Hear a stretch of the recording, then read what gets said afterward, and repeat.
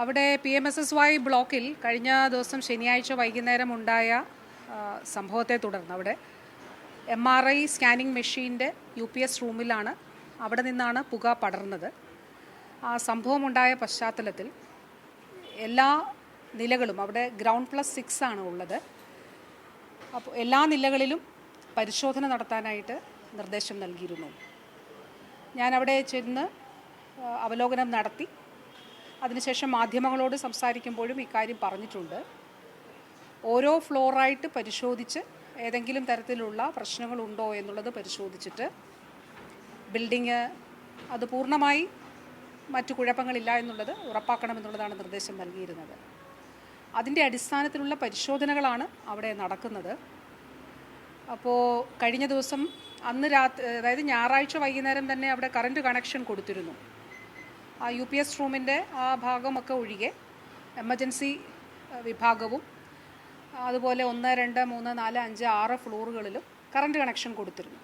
ഈ ദിവസങ്ങളിൽ ഇപ്പോഴവിടെ നടന്നത് 6ാമത്തെ ഫ്ലോറിൽ ഉൾപ്പെടെ 6ലും 5ലും തിയേറ്ററുകളാണ് ഉള്ളത്. അപ്പോൾ ആ ഫ്ലോറുകളിൽ അവിടെ മെഷീൻസ് കണക്ട് ചെയ്യുമ്പോൾ എന്തെങ്കിലും തടസ്സമുണ്ടോ, എന്തെങ്കിലും പ്രശ്നങ്ങളുണ്ടോ എന്നുള്ള പരിശോധനയാണ് അവിടെ നടന്നുകൊണ്ടിരുന്നത്.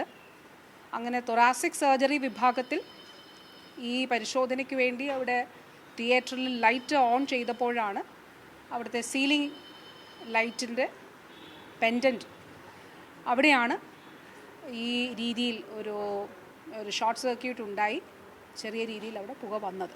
അപ്പോൾ ഇതൊരു പരിശോധനയുടെ ഭാഗമാണ്.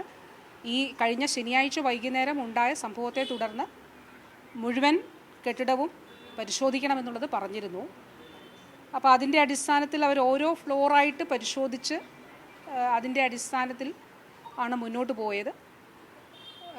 അങ്ങനെ 6ാമത്തെ ഫ്ലോറിലുള്ള മെഷീൻസ് കണക്ട് ചെയ്ത് ഓപ്പറേഷൻ തിയേറ്ററിലെ മെഷീൻസ് കണക്ട് ചെയ്യുക എന്നതിന് വേണ്ടിയും അത് ഫങ്ഷണൽ ആണോ എന്നുള്ളതൊക്കെ പരിശോധിക്കുന്നതിന് വേണ്ടിയിട്ട് ആണ് ഈ പരിശോധന നടന്നത്. അപ്പോഴാണ് ഇതുണ്ടായിട്ടുള്ളത്.